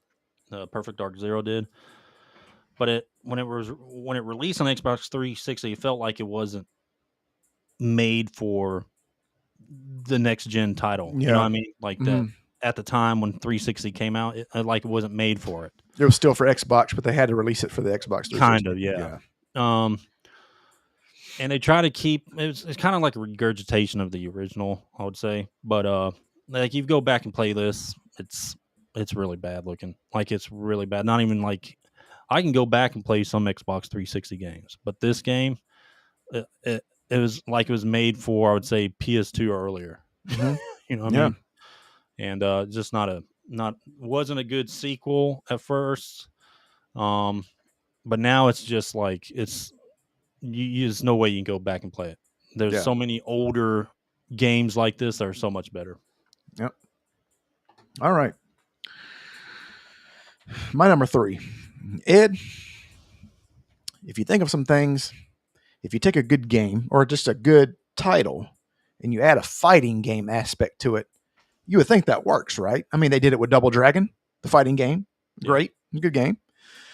If you think of the Ninja Turtles, remember Ninja Turtles Tournament Fighter? Yeah. Great game. So why didn't it work for Star Wars Masters of Terra Kasai? You remember that game? Yep. So when you play that game, you think, oh boy, Star Wars and a fighting game? You mean I could fight, Luke Skywalker versus Han Solo? He's got his gun. I got my lightsaber. Sounds like a good game, right? Game was terrible. Like a great game. Game was terrible, Ed. Like, you would think that Disney got a hold of this game and made it. That's how bad it was. Think about any modern Star Wars games we got recently. Someone like EA got a hold of it. The concept of this game should have been good, but it wasn't. You got Yoda versus Luke Skywalker. Yeah, boy! Like, well, how can you? You got Star Wars. Uncle Brooks, what's up, man? He said he finally called us live. That's good, man. What's up? How can you not have make a good game out of Star Wars? Like, you got the name, and they decided, you know what? Let's take a big shit on the name and come out with all these games. And there's a lot of terrible Star Wars games. This is not just one of them. There's a lot of terrible recent ones. Oh, I wouldn't say recent ones like Battlefront and stuff. The new Battlefronts by EA. I mean, there's so many others. I would put it. Listen, I'm gonna put Star Wars Outlaws on it too. Yeah. I mean that they really missed the boat with that game. They really messed it up. I mean, look What's at up, Uncle Bucks? Thanks for joining. Look at what's his name's face. Yeah, I don't know what they were doing with this. Grant. No idea. So go ahead and do your number 2 and then number 1 because my number 2 was Tomb Raider. We already talked about it. So go ahead. You remember the old Twisted Metals, right? I do remember Twisted Metal. Dude, I love Twisted Metal. It's great. Those were some of my favorite, I would say, combat/racing games, right? Mm-hmm. They really brought me back. I don't know if you remember one game. I brought it before, but rock and roll racing back in the day on the Super Nintendo. Oh yeah, you could blow stuff up. Then Twisted Metal came out on the PlayStation. Man, those games were fantastic. Mm-hmm. And Twisted Metal 3 came out. I enjoyed it because I love Twisted Metal. Okay, I enjoyed the first 2. I enjoyed the third one kind of. But Grant, this game, you go back and play this game. It is horrible. It is quite possibly one of the worst racing games I ever played. If I went back and played it, which I did several years ago, this game did not hold up. Yep. It aged completely like fucking milk, dude. Yep. But yeah, Twisted Metal 3. All right. So go there. My number 2 is Tomb Raider. So go ahead and do your number 1. We probably got the same number 1. Tomb Raider. Probably, maybe. Mine's kind of a hot take. Okay. All right. Well, who knows? Anyway, Grant, you remember back in the Nintendo 64 days, right? Okay. All right. So we don't have the same one. No, probably not. Nintendo 64 days. Dude, they dropped the game that was like we played this game so much. I don't know if I played it with you, but I remember playing with other friends, dude. We played this game nonstop. And at the point we were like, there is no way an FPS can get better than this. Ah, yes. Okay. This was the gold standard back in the day. Keyword gold. Gold. Grant, GoldenEye. Yeah, I could see that. That is my number one game that aged like milk. Okay. Go back and play GoldenEye, dude. I think once people got I think what made the game was the battle, the versus mode, because that was the most fun part about the game. Like, it got to the point to where nobody really wanted to play the story mode anymore. Yeah. But yeah, no, you're right. I feel what you're saying. Like, just the way that it didn't hold up well, dude. But back then, the fucking game. Oh yeah, dude. But back then, it revolutionized FPSs. Honestly, oh yeah, like co-op, couch co-op, whatever. I mean, this was the jam. Yeah, this was the game back then. Yep. But I can't go back and play it, man. It's so old. All right, everything's so they've revolutionized since then. The FPS genre. It's just hard to go back and play these kind of games. Here we go. My number one is not a hot take. And thank God for remasters and remakes. Because my number one, Ed, is the original Resident Evil. That game, when it first came out, I can see that. Here's the thing is, it wouldn't be on here if, well, I don't know, it might still be on here. Like I said, again, thank God for the remakes and remasters, because, and it's the same way with Tomb Raider. It's just a different game. The polygons and the movement and the terrible voice dialogue and you were almost a Jill sandwich. The whole thing. Now, at the time, this was the scary. I mean, this was the game, dude. Like, this game was terrifying, right? Yeah. But now, if you go back and you play this version of the game, the movement is terrible. It takes you 45 minutes just to turn around and shoot something. The voice acting is terrible. And if you go back and watch the movie at the beginning, the acting is terrible there. I mean, they got Wesker looking like, dude, the way that they made Wesker look, I mean, he looks like a Ken doll. Like, he looks like his hair is made out of plastic. Yeah. Right. But there's nothing spooky about it because everything is so bright. Like, everything, like the color. I mean, it's just so, like, the one thing they did in the remakes is they darkened everything. They added thunder and lightning and rain and just, outside and the wind. Yes. All that stuff, which was great. But on this one, like on this one, you couldn't, that whole outside area is not even in the game, like that's new, Yeah. But like, it's just not even terrifying. It's just like playing a regular game. And the zombies look stupid. Compared. I mean, they're just, they don't even look like. I mean, they just all they know. That's all they do, and they're slow.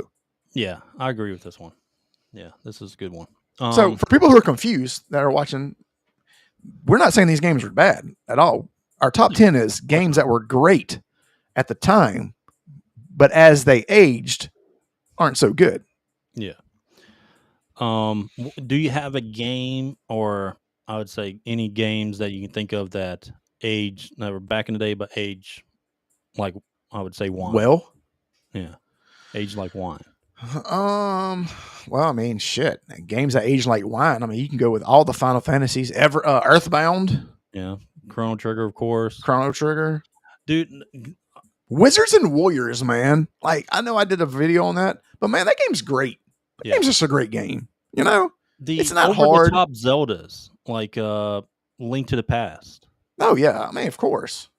Yes, dude. The old Strike games. Do you remember the helicopter strike games? Counter-Strike? No, I'm talking about like Soviet Strike, Jungle Strike, Desert Strike. Uncle Buck said the original Silent Hill. You can't put the original Silent Hill on here. Yes, you're right. But at the time, that game was terrifying. because I'm thinking Yeah. to myself, why are monsters moving like they shouldn't be moving like that? I don't like that. It's just that's scary. But you go back and play those strike games; they're actually still fun. Yeah. They're still fun. But yeah, all the ones you said, Final Fantasies, of course. You can say that. Yeah.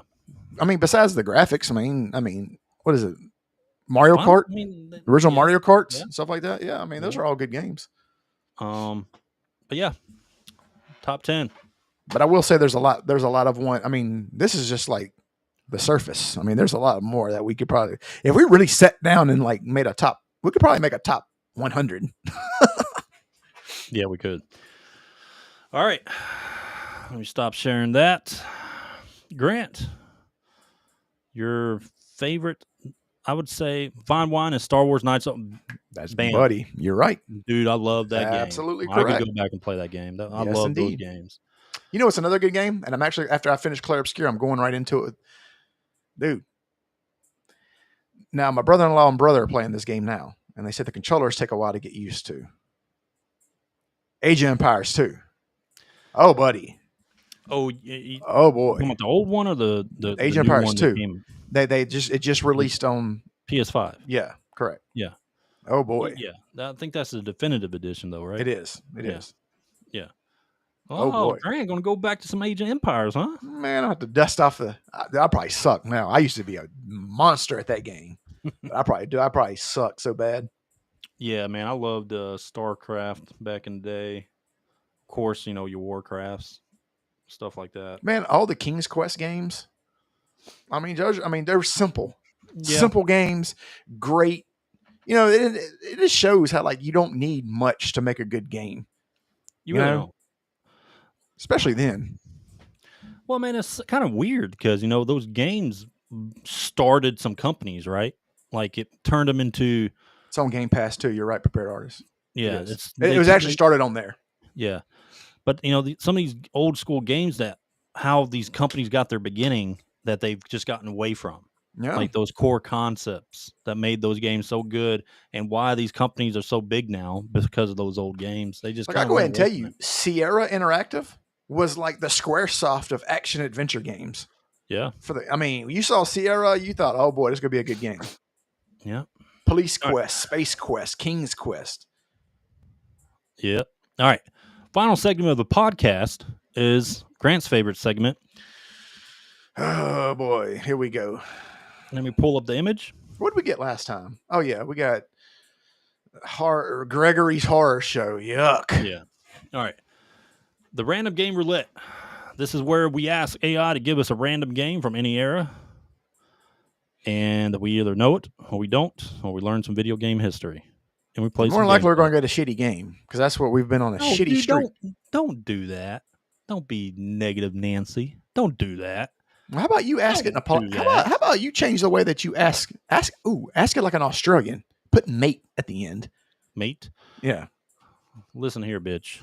Give me no, I'm not. It's gonna give us ET on Atari. Yeah. Let's see. All right, let's do it.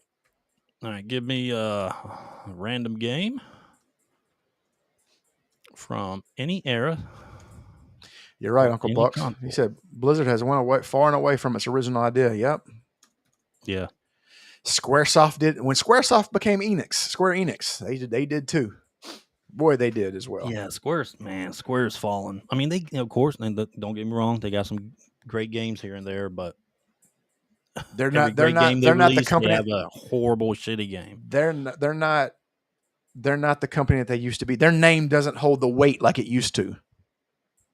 All right, Grant. Let's get this list. Okay, Grant, you ready? Oh boy, it's terrible. I can see the look on your face. You don't know what it is. Do you know this game? Oh, dude, this game is the shit. No, it's shit. It's not the shit. This game is awesome, dude. You've heard of this. This is the greatest. You're lying. You're lying to me. I'm being serious. This is one of the best games ever made. It's not. Dude. Don't believe you. You're a liar. It's one of the best games ever made. It's not. I'm being serious. Was this like RoboCop 3? No, man. It's fucking awesome. Dude, you're terrible. You're like the worst. I would not want you defending me in public. You'd be like the worst. you'd be like the worst liar. Like, did he do it? And they just look at your face and be like, yeah, he did it. No, man, I'm being serious, Grant. This is a fantastic game. You're going to love it. This is going to be bad. I'm just preparing myself for the worst. Okay, you ready? No. Yeah, you are. I mean, you're going to love this game. Just like Mary You're Kate and gonna Ashley love it, Olsen Grant. for the Game Boy Advance. Huh? No, man, nothing like that. All right, you see it? Tolero Boxer on a Virtual Boy. Virtual Boy. Okay, first of all, I'm getting a migraine just thinking about the Virtual Boy's colors. Oh my God, boy. So I will say this. This game right here. So the Virtual Boy controller had two similar sides, right? Mhm. This is like one of the only games that actually utilized that. One side controlled the right arm, the other side controlled the left arm. Nothing else did.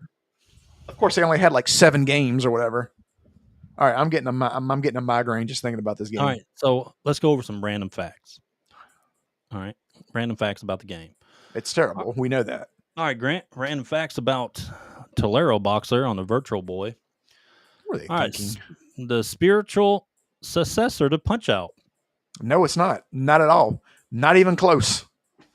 Tolero Boxer was often seen as Virtual Boy's answer to Punch-Out. Why? They're the same company. One-on-one robot boxing. From What are they an answer? Hold on, stop. What are they an answer to? They're both by the same company. What, are they competing against each other? Why would you do that? Early VR concept designed Not to at show all. off the 3D capabilities of the Virtual Boy. It placed players inside the robot's cockpit using a pseudo VR experience. Cock is correct. That's right. Here's the thing. Let me tell you something. Do you remember the movie Weird Science? Yes, I do. Okay. Do you remember when they were making the girl and they like tapped into the Val computer? Kilmer, dog. No, it's not Val Kilmer. Isn't it? No, that's not. You're thinking of the wrong guy. You're thinking of no. Well, what is that one he did? Val It's very Kilmer's not that similar. one. No. What's his name was in it? John Paxton was in it. I mean, Real not John- Genius. That's Bill what it was. Paxton. Real Bill Genius. Paxton was in it. It was his brother. Yeah, Real Wyatt's Genius brother. was what Val Kilmer was in. So anyway, listen. So do you remember when they were making the girl and they went to the computer and had all these virtual reality graphics and stuff? So that movie was made in like 84. And that looked better than this. Proceed. Prepared artist said when he worked at EB, we had one and it sat on the counter for 4 years. Nobody bought it. Man, dude, this is an awful. All right, let's keep going.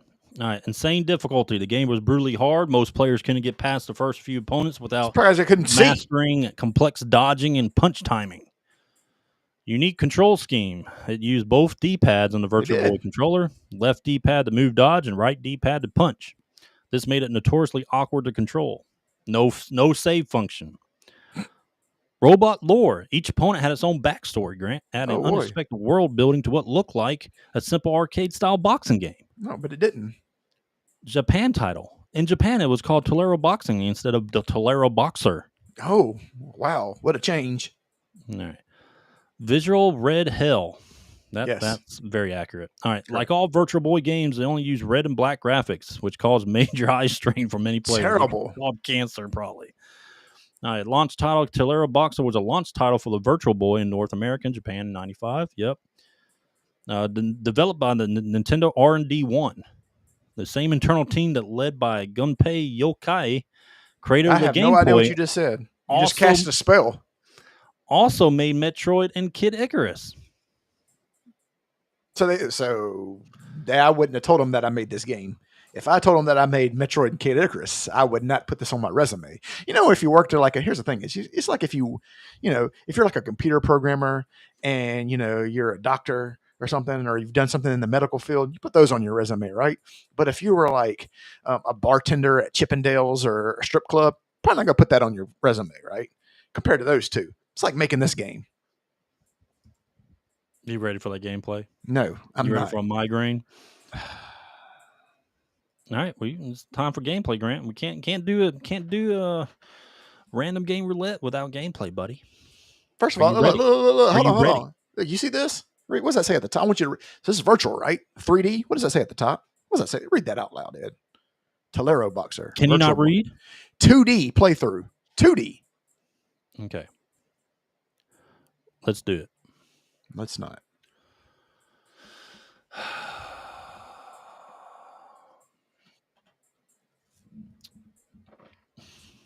Oh, okay. We got some I don't know what that is. Yeah, I don't know what it is. Why Blueprint. would I need to know this? Schematics. Oh, here you go. That's what you saw in the game. So that's supposed to be little. Is that supposed to be Little Mac? What's up? This is just god awful. Atari. That is an Atari sound effect. Now imagine this right in your face. Imagine this right in your face with a little bit of 3D going on. This game makes me angry. Don't they say red is the color of anger? Is that Mortal Kombat? Is that Mortal Kombat? Is that what that is? Sounds like it, doesn't it? Is that look at that? That's old Cletus robot. Cletus. Looks nothing like you.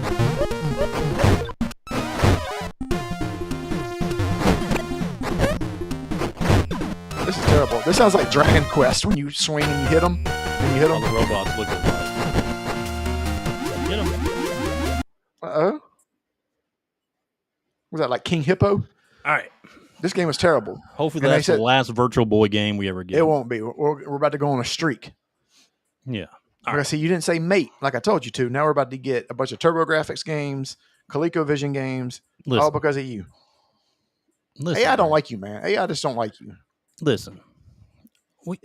It's video game history, dude. We got to have them. We That's can't something always should be- talk about 𝐶lair and all these awesome games that are coming out, like Doom: The Dark Age, which we talked about earlier in the podcast. Yeah, but let me We got just to say show this. the rest of video game history, Grant. I know, but you do This know is a that gaming podcast. it is a gaming podcast, but you do know that there's more shitty games than there are good games. This is just Oh, outnumbered. I know. Trust We're me. just outnumbered. I know. All right, Grant, that is the podcast. All right, guys. Well, we appreciate y'all tuning in. Uncle Bucks, man, you got to get in sooner, man. You kind of got it at the end, man. You got to show up. But no, we appreciate you having here, man. I hope we see you around more. Yeah. Go follow us on TikTok, Twitter, Instagram, X, Facebook, OnlyFans. What? No, we're not on there. Okay. And yeah, go. Anything you got else? What else you got to add? Oh, the audio version will be up later. Go search us on Apple, Spotify. Just type in DMG Gaming Podcast. You can listen to our old stuff, new stuff. Let's talk future about stuff. Friday's episode. Oh yeah, we got a special guest. We do. We got a special. Yeah, we do have a special guest. Okay. His name is His name is Jethro. Okay. All right. He's a. Is he from Mississippi? No, Louisiana. Oh.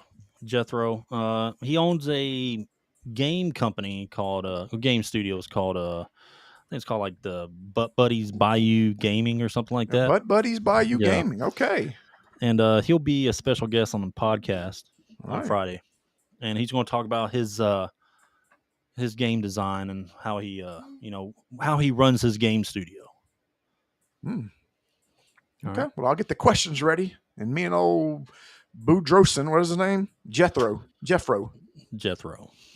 Okay. Make sure I get it. Does he got pronouns? I got to get his pronouns correct. Well, you're gonna have to talk to him about that, Okay. Grant. All right. Yeah, he's kind of he likes his pronouns. All right, you're gonna have Okay. to talk to him about that. All right. Well, we'll have to see what he has to say. Yeah. All right. Okay. Well, that'll be Friday. Old Jefferson, whatever his name, whatever. I don't know. But all right, guys. Anything else you got to add? No, end the That's it. podcast, bud. That's it. All right, guys. We'll see y'all Friday. Uncle Bucks, prepared artist, everybody else. Thanks for joining us. See y'all Friday. Peace.